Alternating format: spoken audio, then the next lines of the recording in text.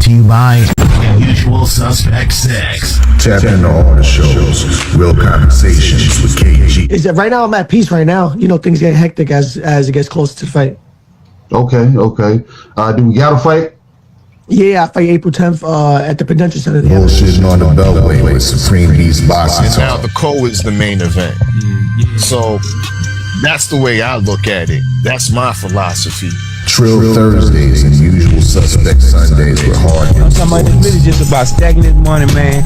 Getting on these singles, damn positive, you know what I'm saying? Putting it in their face by any means. Tales from the B-side with KG and TD. Needed to fill out additional paperwork to clarify. Yes, we did. Yes, we did. That is the paperwork that you see there. And Okay. Open Mic featuring you. You know, that was a close fight. You know, he got dropped a couple times, but I thought he out. We do not care. Wow. It's a Usual Suspect. You know, I'm not having it. Everybody's a suspect today. It's a Usual Suspect. Title holder and still undefeated Gabriel El Capitan Maestre. How is that? And this gets done to him by a bunch of cowards at ringside that never took a punch in their life. I'm sick of it.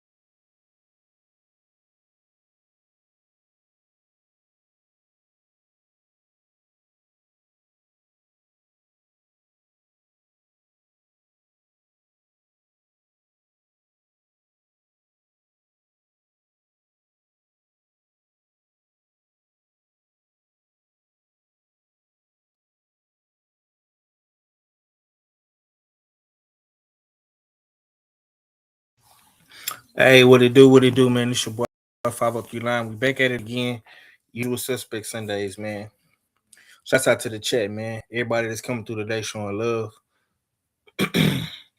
We gonna get into some boxing talk. You know what I'm saying? On this good Sunday fun day, man. I hope everybody having a good day. Uh, if you're new to the channel, man, like I say, subscribe, smash the like button. Tell a friend to tap in with your boy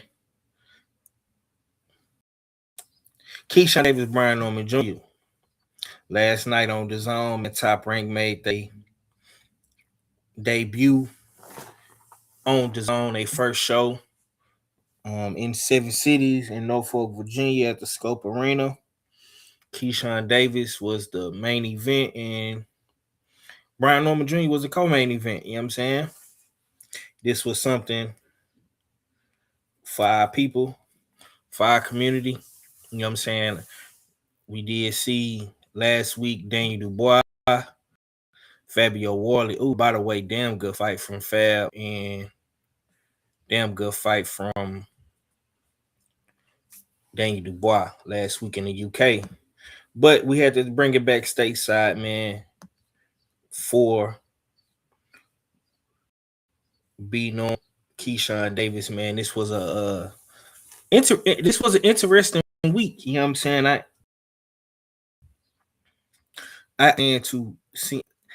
haven't been saying too much, making too much content. And due to Mother's Day being last week, you know what I'm saying, I did take the week and off for Mother's Day. And you know, I'm glad that's over with. You know what I'm saying? But yeah, so salute to everybody that, you know, celebrate Mother's Day and whatnot. You know, but we got to get back to this good boxing talk, you know what I'm saying? And boxing has been getting better, man. I think May is probably gonna be one of the best months in boxing when you think about the logistics and the landscape right here, right now. Like I say, man, Cinco de Mayo, the first week of May, and then we had the heavyweights last week. This weekend we had Keyshawn Davis going back to Norfolk with Top Rank and the Zone making a first show. And then next week, man, of course, they got the big bang, the heavyweight card next week going down in Egypt with Usyk. That's gonna be very, very interesting to see, man. I'm excited about that one. That undercard is gonna be dope too. You know what I'm saying? But yeah, man, I keep hearing people talking about Brian Norman and Keyshawn Davis, man. I start out with Brian Norman. Me myself personally, Brian Norman did, like I said, I made a video about Brian Norman earlier, so I won't be too long-winded on B Norman. Brian Norman did exactly what he was supposed to do, and that was get his opponent out of there. You know what I'm saying? He did what Keyshawn Davis was promoting himself to do. You know what I'm saying? So Brian Norman kind of did steal the show in his own way, even though he was in Norfolk. You know what I'm saying? He did steal the show with his performance, knocking out Josh Wagner, stopping Josh Wagner, making Wagner quit. He came in and did what he was supposed to do. I like the way he looked, you know what I'm saying? He looked more patient, more poised, staying the jab, hooking off the jab, working everything off the jab, as we seen Daniel Dubois do last week against Fabio Warley. So once again, salute to B Norman. I know a lot of people, you know, they want to see Brian Norman back in there with Dev, and they want to see him in there with Ryan Garcia and you know, all these different guys. Me myself, I would like to see him in there versus Rolly. That's just my personal preference, but you know, I'm gonna give B Norm some grace. You know what I'm saying? I'm gonna let him get accustomed to the teachings of Ronnie Shields and get some good work in with Ronnie Shields. I think he gonna need at least another fight or two. You know what I'm saying, in my KG voice. You know what I'm saying. That three fight rule with a new trainer. You know what I'm saying. I think he need at least 2 to 3 fights, bare minimum, before he just jump back into the Shark Tank or the Lions Den with these top fighters. You know what I'm saying. But man, they wanna they wanna throw him back in there with Dev. You know what I'm saying. I don't think that's the more logical move. I don't think that's realistic at this point. You know what I'm saying. I think Dev is on to bigger and better things in his career. Not saying that Brian Norman is beneath him, but Brian Norman just gotta get back in there and keep winning, bro. Keep winning, keep knocking people out. You know what I'm saying? If he build up his momentum, he get his motion back going, he keep looking good in there with Ronnie Shields. The rematch with him and Dale will sell itself. You know what I'm saying? You won't even need the fans and the media to build that fight up, because it's gonna sell itself. You know what I'm saying? And who knows? That fight might go down at 154. They might meet up again at 154. You know what I'm saying? That's what I'm hoping. I'm hoping that they meet up at 154. I'm hoping that B Norm, out in a perfect world, I would say B Norm and Dev, Boots Ennis, Charlo, Earl Spence. I would love to see all those guys meet up at 154. Was Xander Zayed still in the mix, possibly? Well, I don't think Xander going. Xander might fuck around and move up. You know what I'm saying? Because he, he's a big guy. Pause. But yeah, man, we're gonna see how all this shit play out at 147. 147 is starting to look real interesting, man. Like I say, man, people shit on 147 because I think for a long time, 147 was such a good division. Now it's not as good as it was, in the Floyd era, in the Sugar Ray era. You know what I'm saying?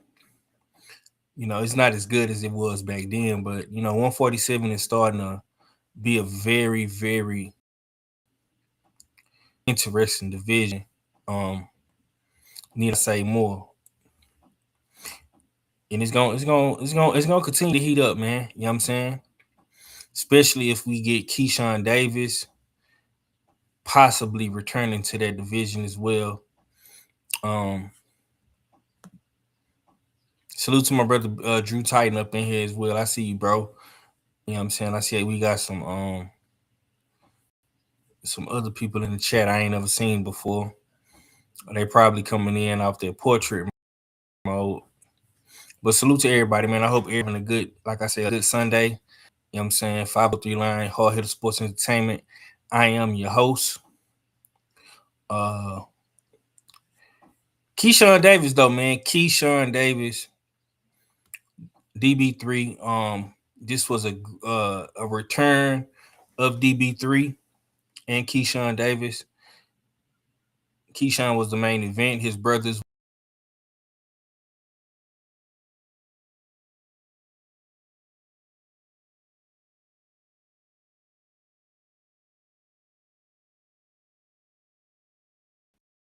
still. Hold on, y'all.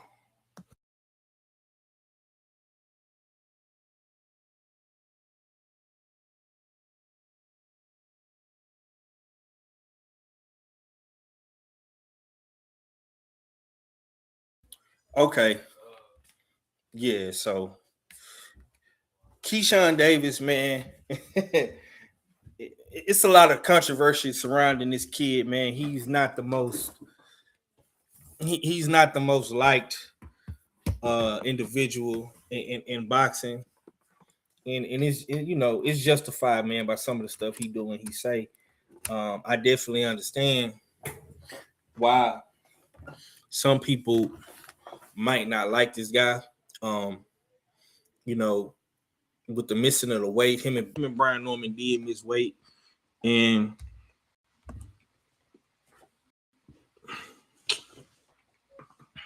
salute to the homies, man. Subscribe, smash the like button. You know what I'm talking about? Yeah, so Keyshawn Davis versus Nair Albright. You know what I'm saying?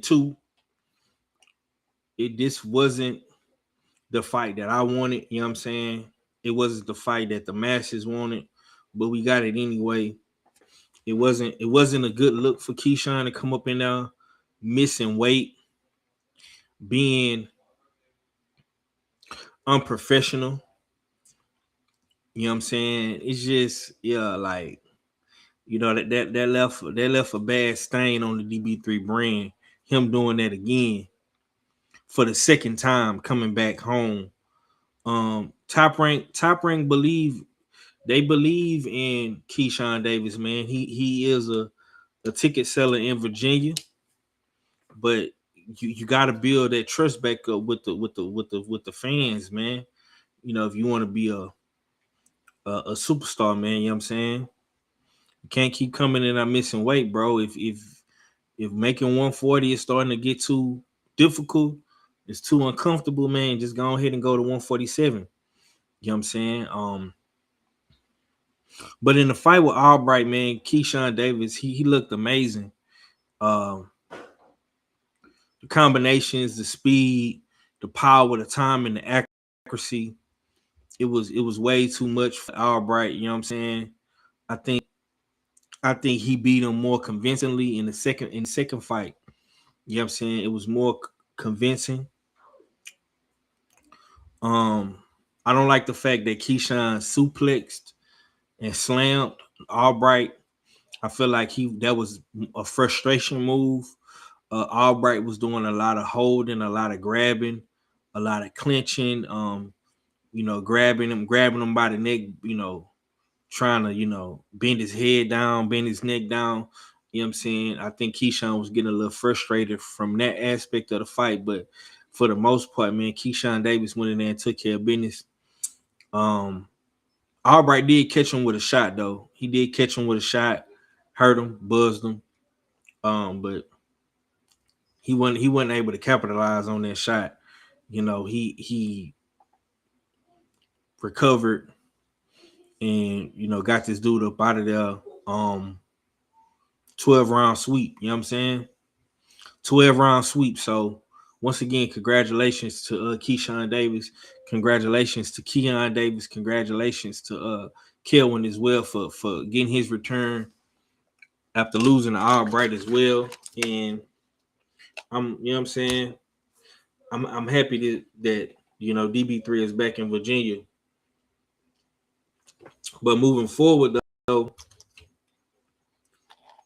Keyshawn, you got to be more professional, big dog. You got to be more professional, man. You know what I'm saying? Be more professional, man. You in the spotlight.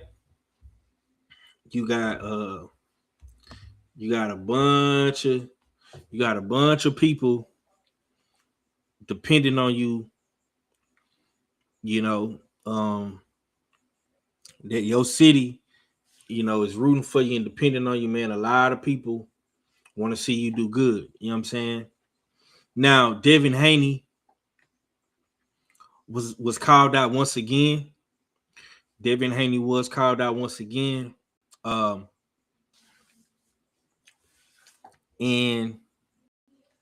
I'm starting to get sick of that whole Devin Haney narrative because you can't keep calling this man name, bro, and you're not putting any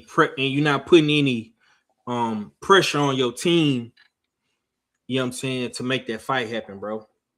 You're not getting on. You gotta, the same energy that you have in the media, you gotta have that behind the scenes on the business side.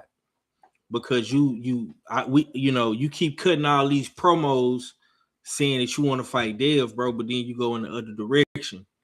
We already done seen this play, Keyshawn. Yeah. We seen this shit, bro. You did this shit at the top of the year in January, gang, on my birthday, January 31st.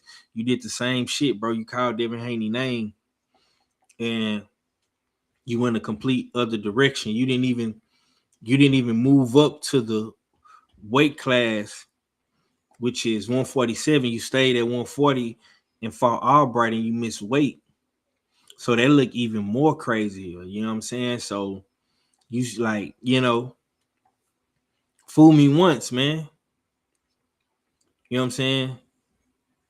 Fool me twice. You know what I'm saying? That's on me. You know what I'm saying? I'm not finna keep getting fooled. I'm just not. You know what I'm saying? You saying Devin Haney's name, bro, at this point, that's fool's gold. You feel me? Now, you can go on a scavenger hunt for that fool's gold if you want to, but I ain't doing it. I'm calling it straight down the line, Jack. However it gotta be, that's how it gotta be. But you know that the people want to see you in that fight, bro. You know what I'm saying? And I believe Dev. I do believe Dev.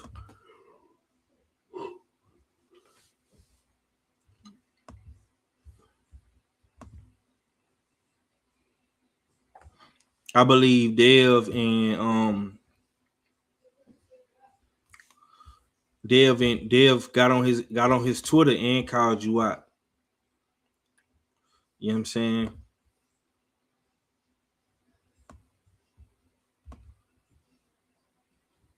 Yeah.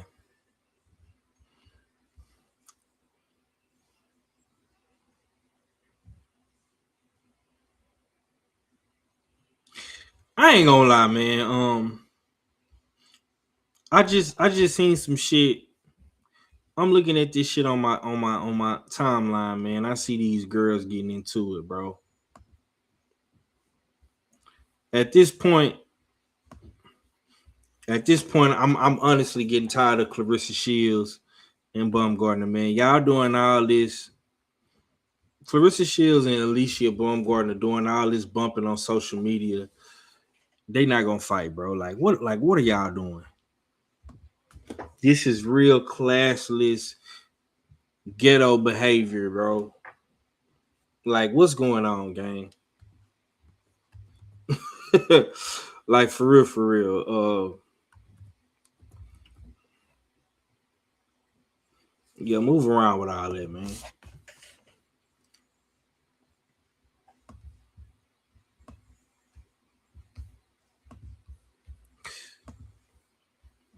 Yeah, that shit. Yeah, man. I'm sick of that shit, bro. I'm sick of Baumgartner. I'm sick of Clarissa Shields, man.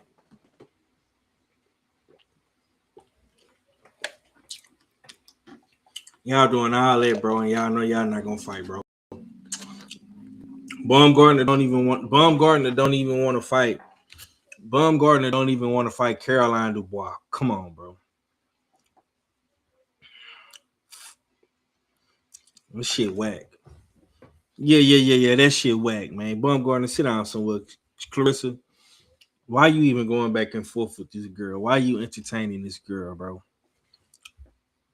Your shit makes no sense. Hold on, let me show y'all this shit real quick. Cause I was gonna get into this Debo Dev shit, but and Keyshawn, but let me go back real quick, man.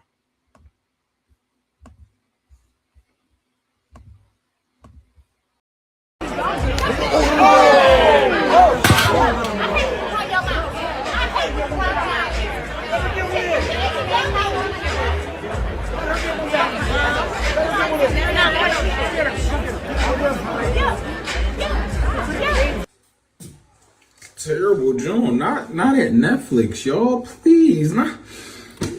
It was just the Ronda Rousey fight, guys. We all gotta we just y'all. I think y'all just gotta rumble at this point.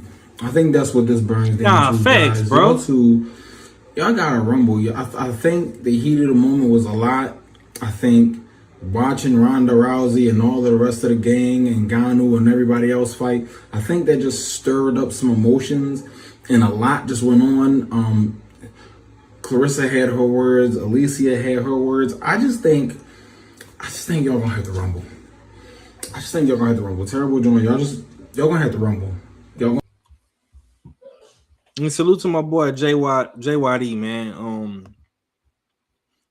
He do his thing on social media, man. And he a fighter. Definitely gonna be supporting his career, man. Like this shit is just disgusting, bro. You know what I'm saying? We got our first motherfucking me guest in the building. You know what I'm saying? I got my brother TD, man, Thomas from the Brizonks, man. TD Sports Talk. What's going down with it, brother?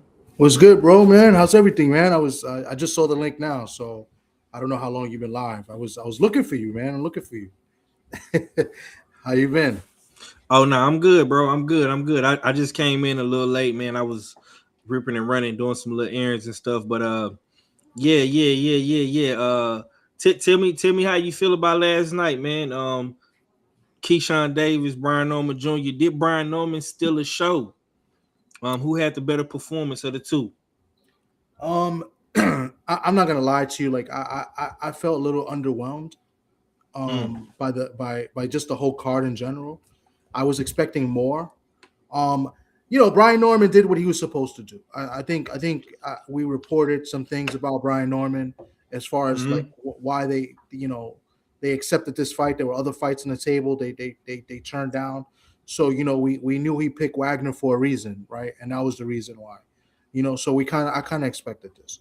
You know what I'm saying? So underwhelming performance by my guy, Jan Santana. We had an interview with him. We've been promoting him a little bit. That's my guy. Easy I walk. believe. Easy walk. Yeah. Well, that's my guy. I believe he'll be a world champion one day. He's been calling out Shushu, kind of looking ahead of last night's opponent. We questioned that. He said he was focused, and I don't think he was ready for the style that was presented, that Christian Cruz presented to him. I personally scored it a draw. I thought it was a decent fight, but very underwhelming. I know Jan is much better than what we saw last night, so therefore, I say underwhelming. And Keyshawn performed well. I thought the first few rounds he looked a little awkward, was holding a little bit more than usual. Then, of course, the side suplex that he did, what I'm saying, frustration. But at the end of the day, he closed out. I thought, he was going for the knockout the last couple rounds. Second half of the fight, I thought he dominated, and he had a great performance. And then the rest of the card, very underwhelming. My man Pistol Pete, I thought he was robbed.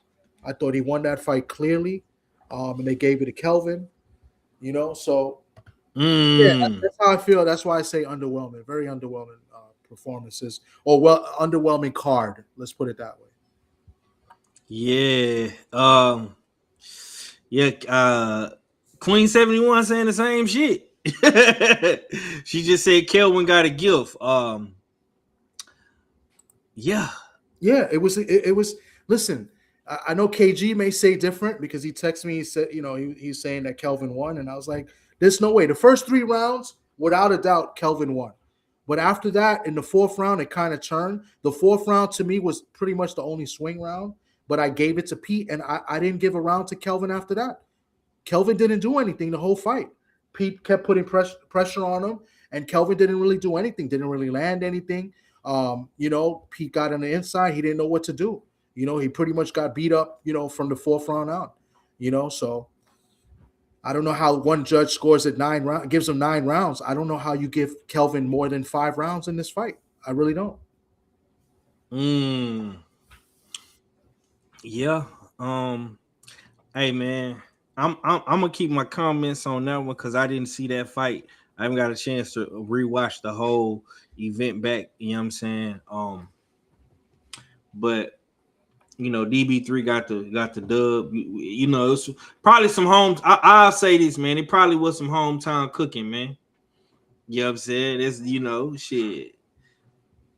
Absolutely, definitely You know what I'm for saying? that fight. Absolutely. You know. Okay, let me ask you this now.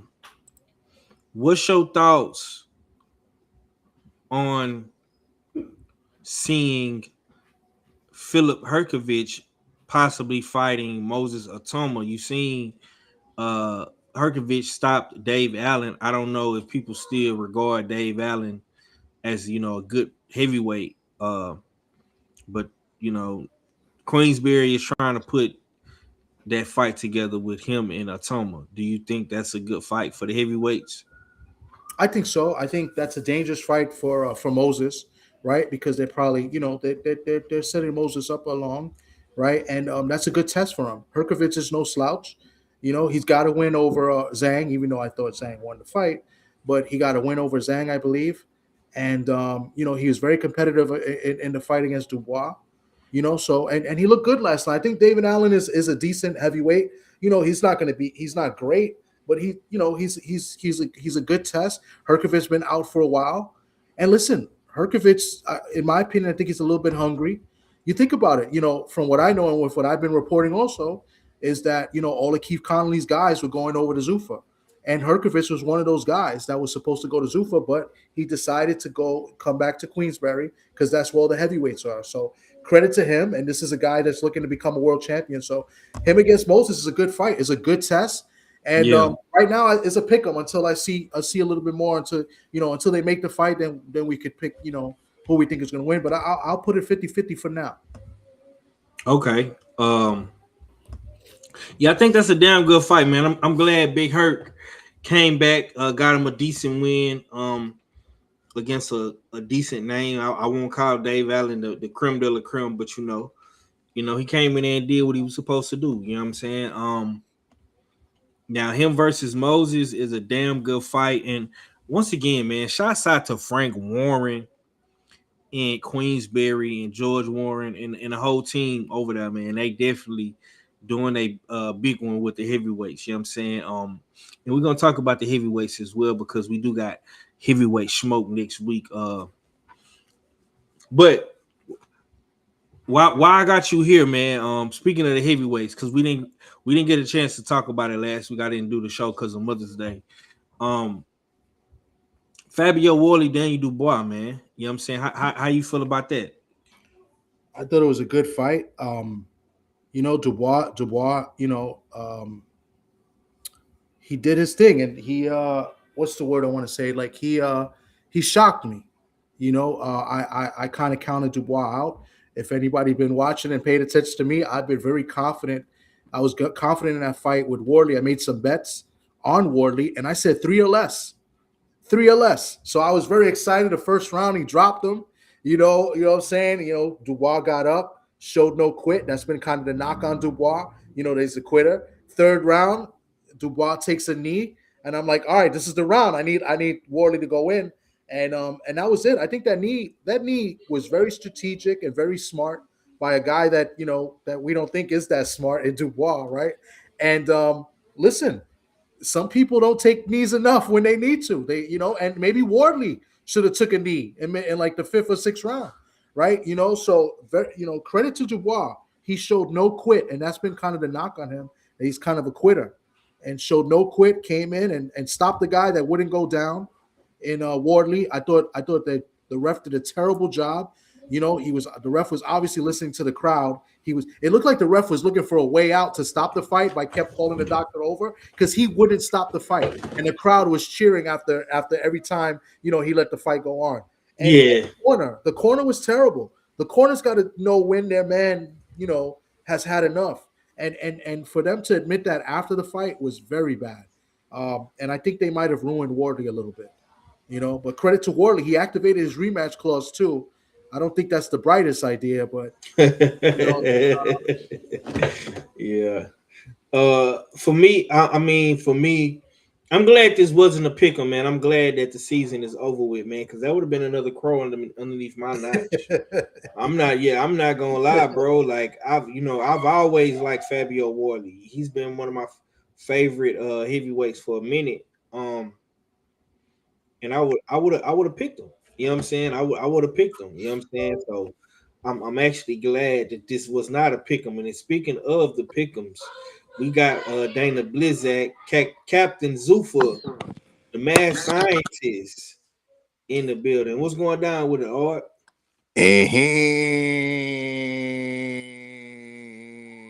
What it do? What you saying? What it going? It's your favorite, yeah, your most hater, all fella.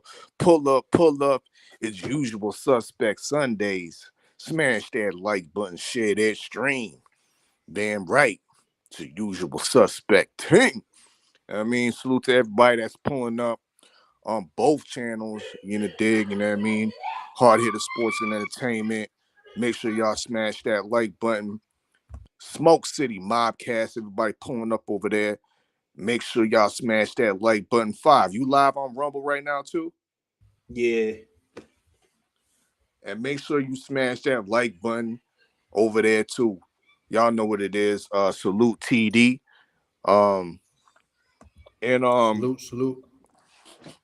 In Captain Zufa fashion, before we get started or go any further in the dig, I'm gonna give my fight of the night honors. You know what I mean? I'm gonna give out my bonus. You know what I mean? You know how Dana Blizzak gives it out, gives the fight bonuses out for the performance of the night. So I'm gonna have to give my performance of the night once again, Captain Zufa style, to Brian Norman Jr. of a absolute evisceration of my Canadian brethren, Josh Wagner. You know what I mean? Y'all are saying, y'all acting like, yeah, he was supposed to do that. No, he wasn't supposed to do that. Josh Wagner is not no bum. You know what I mean? I won't say he's a top 10 welterweight, but he damn sure ain't no bum. What we saw from Brian Norman Jr. last night was straight assassination. We saw improvements, footwork, speed. The speed was definitely on display. The jab was rapid. The jab was lightning fast. You know what I mean? Poise. So my performance of the night definitely goes to Brian Norman Jr. 2 rounds of work. Is Brian Norman Jr. a part of the Clean Fighter program, Tease? Oh, most definitely he is. 503. Yeah, you biased, the man. B Norm, the assassin. ShopUsualSuspect6.com. And that means support your clean fighters, because a portion of the profits go directly to those clean fighters. Yes, indeed. Yeah. Mine's just came in. I'm waiting on my hat, man. I'm waiting on my Usual Suspect hat so I can put my whole shit on. It's in transit. Yeah. Man. Okay, cool. All right. Yeah, man. Salute to our fella, man. You see that, TD? You see how he came in with that good spirit energy? You came in being a hater. Well, I was being underwhelmed and I just didn't like it.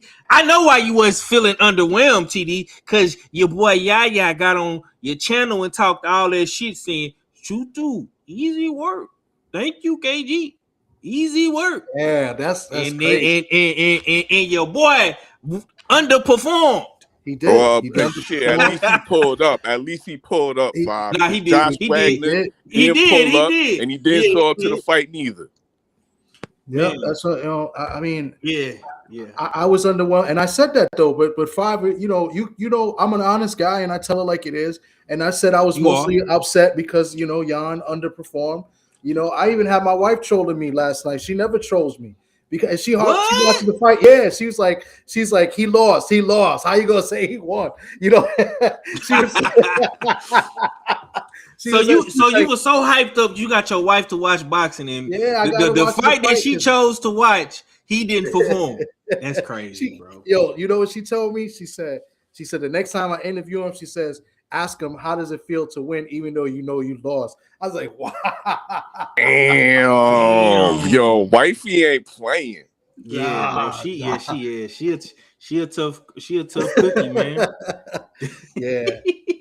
But listen, sometimes you go. Listen, I will point out this, guys, because we watch boxing and we follow. I'm a big shoo guy. Even Ricardo, who's the manager, that's my friend. He manages Jan. That's why I was able to gab him on. But listen, Shushu, he had the same type of opponent too in Sagawa. So let's not forget. Sometimes you get a roadblock and you just got to keep moving forward. And they both got the win. So listen, so Jan had his Sagawa last night and Christian Cruz. So let's put it that. Agreed. Yeah. I mean, man, listen, man. We talking shit. I'm trolling Tommy a little bit. You know what I'm saying? I like to have fun with Tommy. Pause. You know what I'm saying? But everybody has an off night. You know what I'm saying? Like, we seen Tommy. He didn't have a good season in the pick'ems. You know what I'm saying? He was the champ, man. He got beat by his own co-host, man, his partner in crime. You know what I'm saying? So wait a minute. I didn't have a good season. So second place and down is automatically a bad season? You are the champion, sir. Defend your championship, sir. So I defended it against how many people were in the pool? I basically defeated everybody except one guy. That's pretty good. You gotta be the champ. Wow, man. I can't you gotta be the champ, bro. That's crazy. High standards. No, it's not. If you the champ, you supposed to keep your title. You're not supposed to let KG come and take your belt, bro. Hey, yo, turncoat. Turncoat, Tommy. Listen here. You are no longer the holder of the crystal ball. That's all that counts. You know what I mean? Nothing else matters, bro. We don't matter no more until next season. You're right. Yeah, bro. That's all I'm saying, man. You did a horrible job, man. You underperformed just like and it's okay. Cause season 3 is approaching, and you gonna be out. You might be better. I don't know. It's you know what I'm seeing, fella. I'm seeing these champions. Soon as they get that crystal ball, man, they falling from the skyscraper, man. They falling from grace, man. I seen y'all gave Cadillac Red the Crow Award. The nigga had more crows than Central Park. This shit is crazy, bro. Yo, you forgot his new nickname. What's his new nickname, bro? Coin flip. Damn. Nigga, 50% prediction rate. Yeah, that's deserved. Yeah. Where you at, Red? Where you at? Woo. Okay, man. Okay. All right, man. Let's get back on track, man. Salute to the chat. I hope everybody having a good time, man. We're gonna get into some reacts though, real quick, man. So this tweet that was put up last night in response to Keyshawn Davis' performance. Devin Haney tweeted and he said, Debo coming for Keyshawn. Yeah, y'all know what time it is. BTA all day. Yeah, y'all know what time it is. BTA. So after the performance, man, we did hear Keyshawn call out some names. He called out Duarte. Again, he called out Devin Haney. And he also said, I believe he said Lamont Roach's name as well. He has missed weight twice now. This is his second time missing weight. He had to go back and try, I think, twice to get to the 140-pound limit. And he said he might be moving up to 147. All fella, man, how do you feel, man? We did have KG in the building reporting and doing different things. How do you feel when Keyshawn says these things and does these things, and now he is calling out Devin Haney once again, and Dev responds to him and says that he's coming for him as well. What's your thoughts, bro?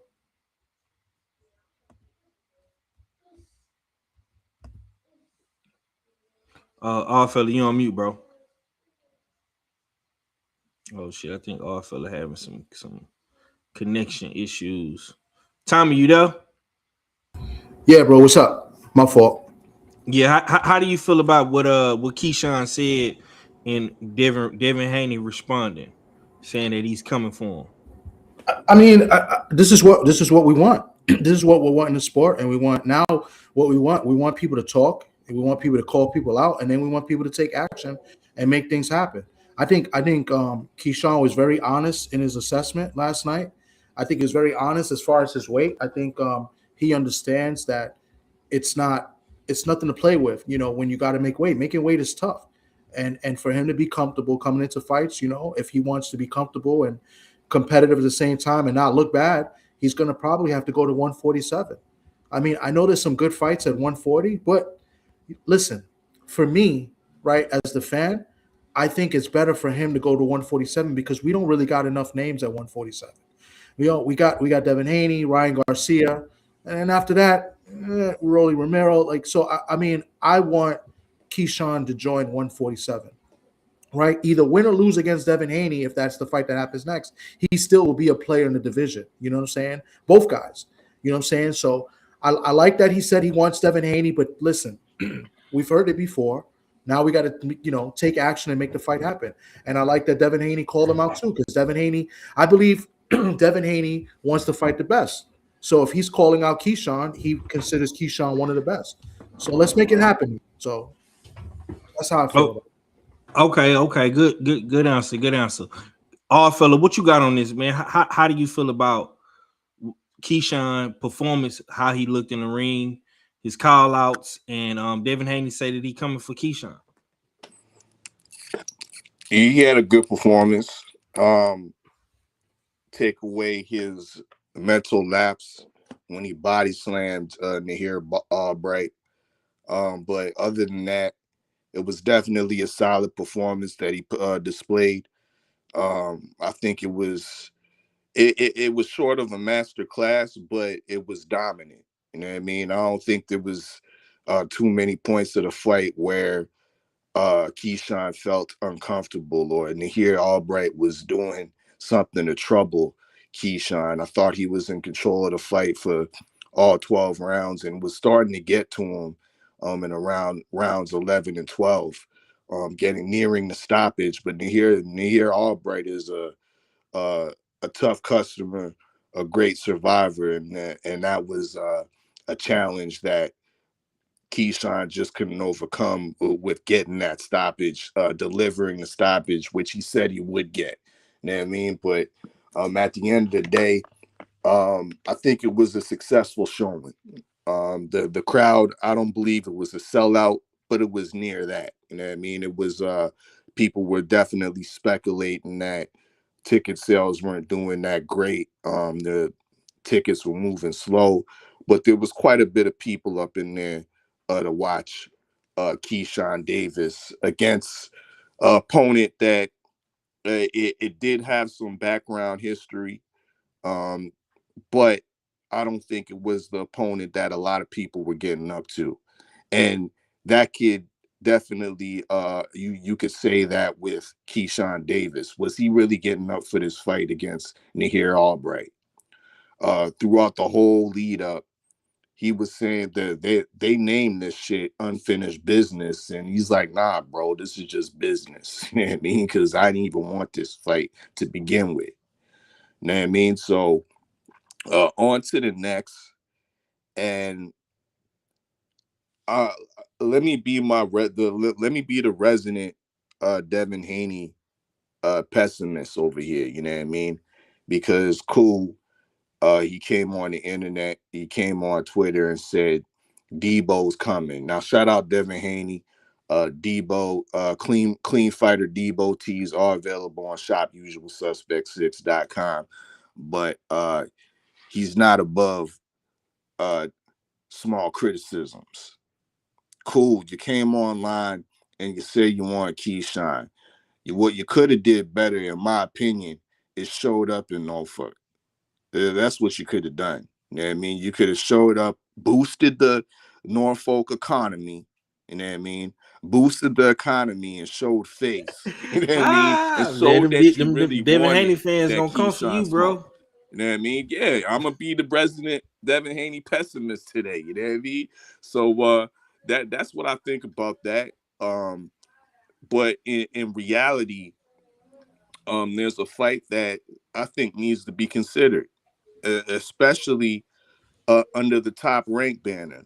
If Keyshawn is definite, which in my opinion, it's a logical move to 147.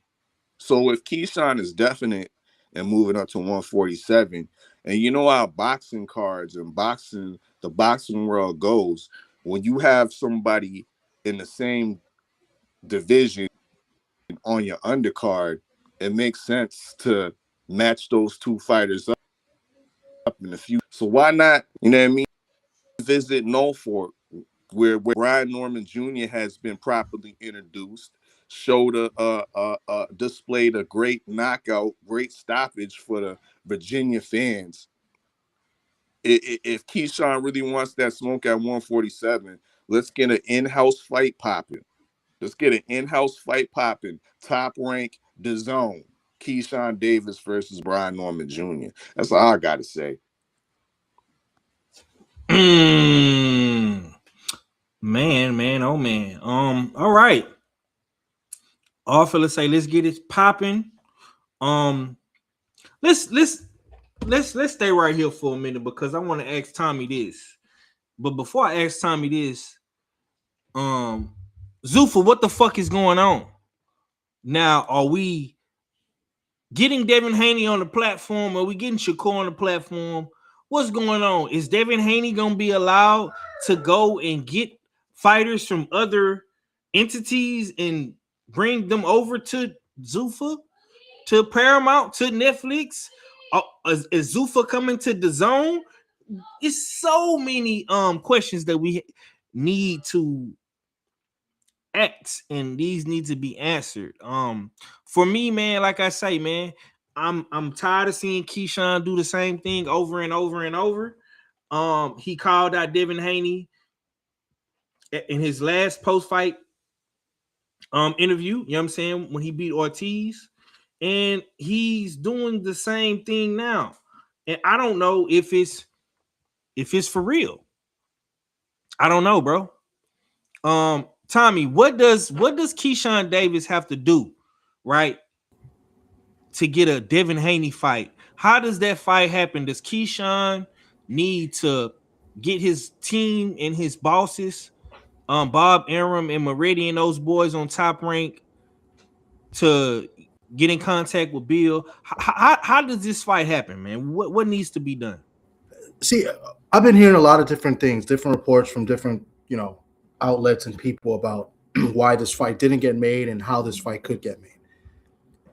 My thing has always been strongly with, you got to contact the manager first, and the manager can speak to the, to Top Rank or whoever and make it happen. Apparently, I don't know. I've been hearing a couple different things. I don't know if Jay Prince has actually been contacted for a fight with Keyshawn and Devin Haney. From what I'm hearing, they did not speak to Jay Prince. And it seems like Top Rank was trying to make Keyshawn, give him back what they were owed and try to recover something, on their investment, if you want to call it that. And that's why he had to kind of do that fight in Norfolk last night against a guy that we really didn't want to see him fight against. And I felt like Top Rank did him a little bit dirty because they didn't build the card as good as they did with the De Los Santos card. On the De Los Santos card, they had Mason on the card. They had Tiger Johnson on the card. You had another guy from Virginia, and Troy Isley, on the card. I think you had Scooter Davis. Like, you had people, you had more names on the fight than you did last night. Last night you had the Davis brothers, you had a Jan Santana, not many people know about him, and then you had Brian Norman. So, I think they did Keyshawn a little bit dirty. They could have built the fight. They could have built the card a little bit better, especially it being the first Top Rank card on the zone. That was the first one. You know what I'm saying? So I'm not sure. I think it all starts with Keyshawn and Jay Prince. I think if a fighter really wants to fight, then he goes to his manager and says, listen, this is the fight I want. He goes to his promoter and says, this is who I want, right? Devin Haney is independent as for now, right? I know we're hearing things about him going to Zuffa, but nothing's been confirmed. You know, I think that's the move that's going to happen eventually. I don't know why it hasn't been announced yet, but I think that's what's going to happen. So, listen, I think for Keyshawn, it starts with him, in my opinion. I think obviously Devin is the A side, Devin is the champion, right? Keyshawn's still building up his career. You know, he's been a champion only once at a lower weight class of 135, right? He's campaigning now at 140. You breaking up, Tommy. You don't. How about now? You hear me? You good? Go ahead, bro. You was breaking up. You know, Keyshawn obviously is the B side. Keyshawn has to ask for this fight and make it well known he wants this fight. And I think it all starts with him getting in contact with Jay Prince, and then Jay Prince making those moves and talking to the right people. So that's how I feel about it. Everybody says that we hear stuff that Turkey calls the fighters to make the fight. That's not how business works. When the Brian Norman fight was made, eventually the managers got involved, and we know that Jolene and Green were the ones that helped make the fight as well as Bill Haney and the people that handle Devin Haney's fights or whatever. You know what I'm saying? So hold on. Let me stop you right there. Not to cut you off, but I really want to build on what you said, because you did interview Brian Norman's manager on your channel, which was probably one of your best interviews that I like, man. Now, when Brian Norman beats Jen Sasaki and his management team was asked about the Devin Haney fight, how did that procedure go? Did Bill and his side send over an offer, or did Turk send over an offer to the management team? How did that process happen from your point of view when you talked to Brian Norman's management team? I think according to what Jolene was saying, I think it was them that reached out. They said there was already talks as far as with I guess the list was concerned, but I think they were the ones that kind of reached out. Right. So that's how she interpreted it, and that's why she was trying to imply, because when I interviewed her, it was after they did that face off and after they already met up and everything like that, and she was trying to imply in the face off that Brian kind of got under Devin's skin a little bit, and they weren't expecting that. So, and it was more or less that Brian was saying, they both did the egos that Brian was saying, and she said that it was egos that Brian was saying that he made the fight, and Devin and Bill saying no, it was them that made the fight. It was back and forth, but it was really more mutual than anything. But at the end of the day, the fighters really don't make the fights. It's the managers and the promoters. It's the people that's putting money behind these fighters that make the fights. The fighters can request the fight and push to get the fights, but they don't make the fights. I've always said that. And that's what she was kind of implying, that egos got involved more than anything. So I think it's fair to say there was a mutual agreement that they both wanted to fight, and eventually the fight happened. Because remember, there was a point in that it was like a 2-week process that what's the other guy's name from Brian Norman's team was Jolene, and I think his last name is Green, right? Where he wrote on Twitter it looks like the fight's not going to happen. Right, because something happened within the contract, there was a disagreement or something, but then eventually the fight got made. So, but at the end of the day, they're the ones that handle the contracts and everything like that. So, that's why I'm saying with Keyshawn, he's got to go to Prince and request a fight. No matter how many times Bill and Devin call out Keyshawn and conversations they have with Keyshawn's got to go to Prince and say, "Look, I want this fight. Let's make it happen." Or Bill could do what because Bill openly admitted that he didn't contact Jay Prince.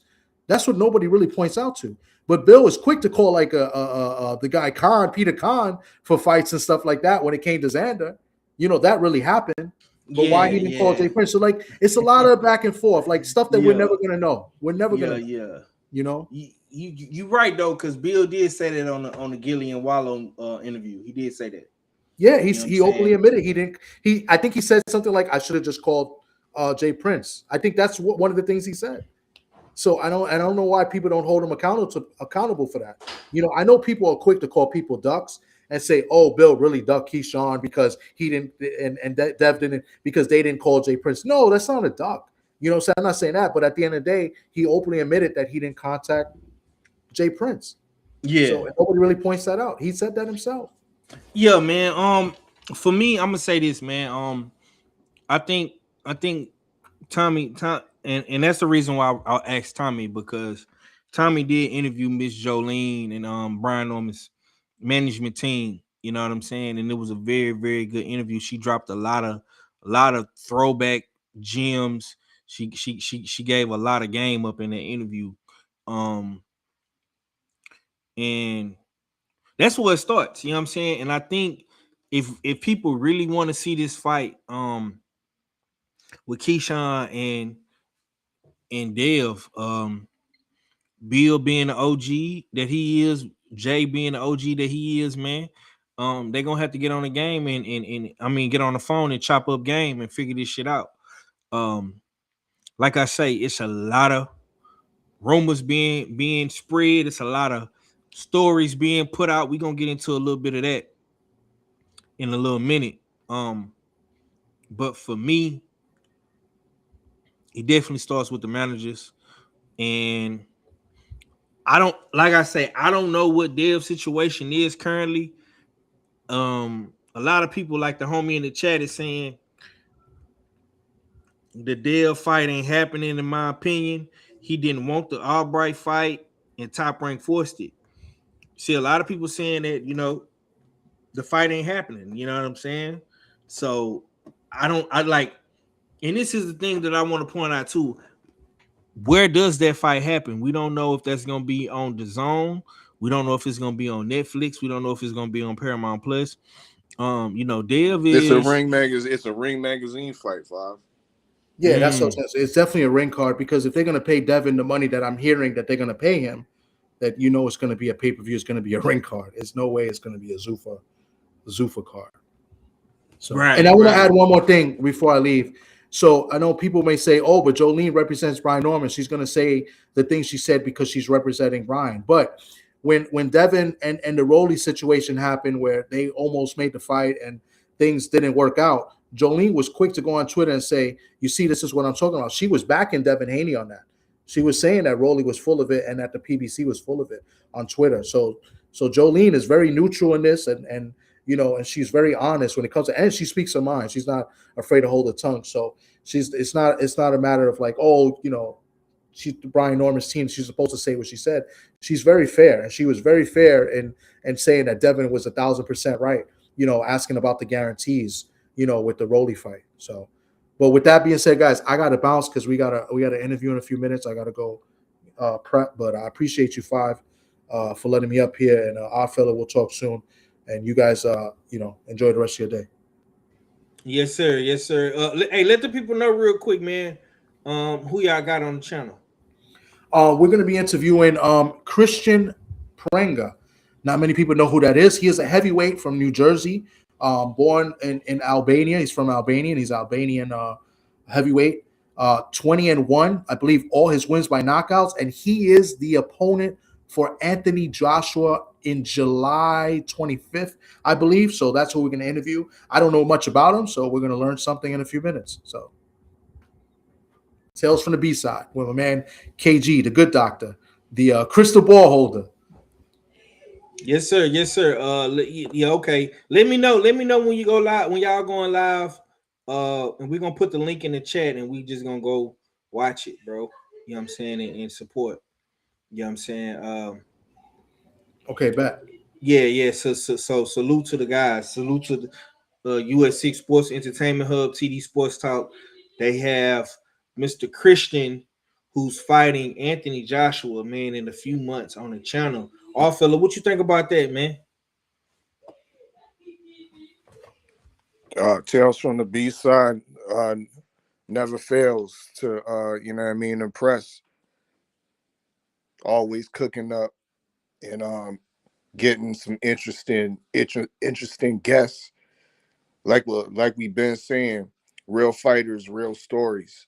And we're gonna hear some real stories from Christian Prenga in lieu of his the biggest fight of his career against Anthony Joshua. Of course, they have him in here as just the opponent, just to shake some rust off in lieu of the big Tyson Fury fight on Netflix. But I think Christian Prenga has some other plans in stores. You know what I mean? He's trying to make some other stories. So we can't bring him back to Tales from the B side. We're gonna have to bring him back to Tales from the A side. So yeah, we're gonna see what to do over there. Yes, sir. Real quick. Let me ask you, man. I want to ask you about this all this shit that's been happening in the foreign territory, man. Give me a quick update before we head over to Tales from the B side. And this is a loaded question. Give me your thoughts on last week's fights with Fabio and Danny Dubois. We got Big Herc who fought Dave Allen, right?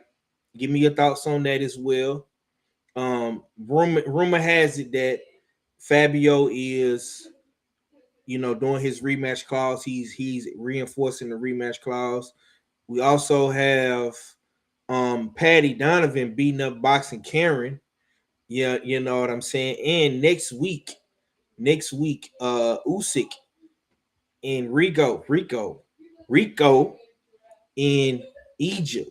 You know what I'm saying? That's gonna be a big card next week over there, man, for the heavyweights, man. We got a lot of shit going on in the foreign territories, man. So just give me your overall thoughts, man, on what's been popping off, man, in them foreign territories, man.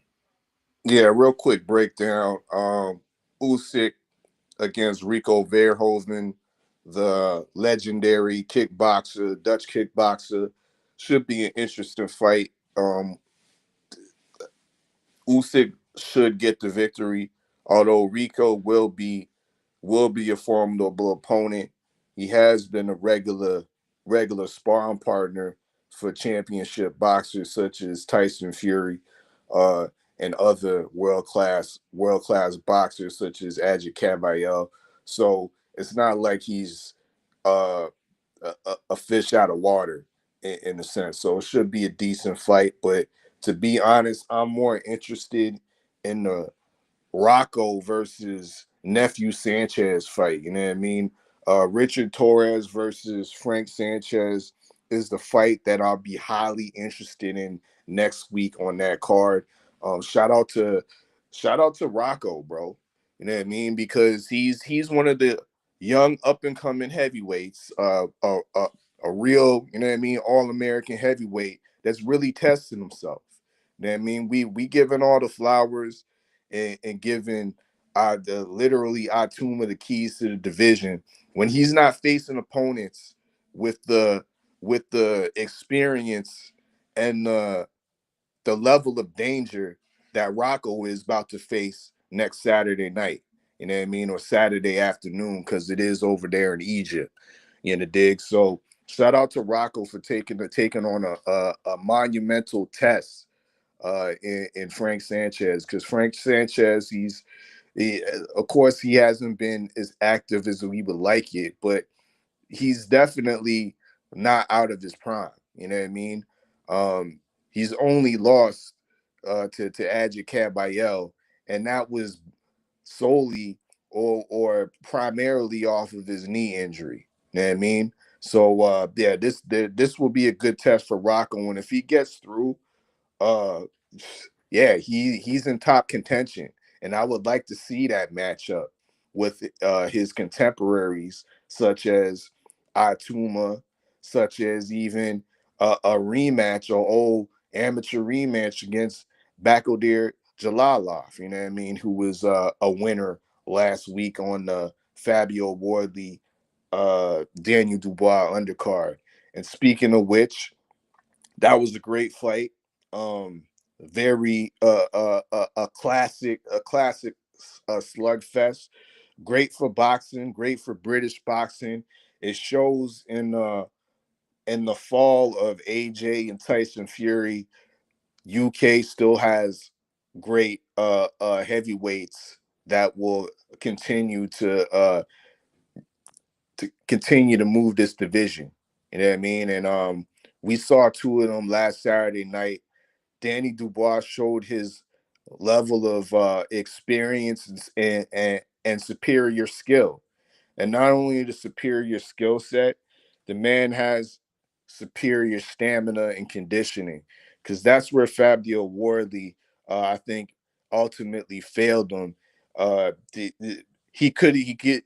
can't say he's as skilled as Danny Dubois, But in the early rounds, it didn't really matter. You know what I mean? Because his reflexes, his athleticism can get him out of those tight situations and get him into opportune situations. But once he loses his form, once his condition is gone, you see what Danny Dubois is able to do. And Danny Dubois was able to hold his form and ultimately stop the, you know what I mean, the big-hearted, you know what I mean, granite chin, mind you, Fabio Worley. Yes, he's he's looking for the rematch. He's assigned the rematch clause, so that fight will be going down. A lot of people are kind of wondering if he should take some time, you know what I mean, maybe come back with another tune-up opponent before he gets back into it. But Fabio Worley has shown that yeah, he's really up for the smoke and he has the heart, so he's trying to go in there next. And yeah, he's instituted the rematch clause. But yeah, that, I think that wraps it up. Yeah, man. A lot of shit popping off in the foreign territories, man. I'm excited to see what's going on next week with Usyk, and of course, like bro said, with Rocco and Uncle Frank. You know what I'm saying? It's a lot of shit going down. You also got the return of Bivol next month. At the end of the month as well. Can't wait to see Bivol back in the ring. O'Shack Foster, Raymond Ford. A lot of shit is going on. So we shall see what transpires. Great month of boxing. You know what I'm saying? May has been phenomenal. You know what I'm saying? Stupendous. I can't even much hold you. Like from Cinco de Mayo to last week with the heavyweights with Daniel Dubois. And this week with Keyshawn Davis, it probably, kind of slowed down a little bit. Yeah, I'm not gonna lie, Keyshawn, he wasn't as exciting as David Benavidez and Daniel Dubois was. I'm gonna just be real with that. Hopefully next week, man, Usyk and Rocco and all those boys on that card can get the ball back rolling, man, and keep the motion going. We're gonna see what happens, man. We're gonna see what happens. Hopefully, we get some more big news throughout the week, man. Hopefully, Zuffa, Devin Haney, Shakur, they bring it all together with this new deal, allegedly. You know what I'm saying? And we just keep getting good fights, man. But on that note, man, we're gonna get up out of here. We're gonna go over there and support Tales from the B side with US6 Sports Entertainment Hub, the good doctor, TD Tommy, man, TD Sports Talk, man. You know what I'm saying? All fella, go and close his eye, bro. Indeed. Salute to everybody that pulled up on both channels. Make sure y'all tap into the websites, usualsuspect6.com. Make sure y'all tap into all the clean fighters that we support, and we supporting 6 for the year. You know what I mean? So tap into that. Shop usualsuspect6.com. Get your drip, clean fighter tees, usual suspect tees. Y'all know what it is. But we about to go over here to Tales from the B side. It's your favorite, your most hated all fella, and I'm Gizon. Yes, sir. Yes, sir. Yes, sir, man. Y'all be sure to tune in, man. Tales from the B side. You know what I'm saying? With the homies, man. We up out of here though. Deuces.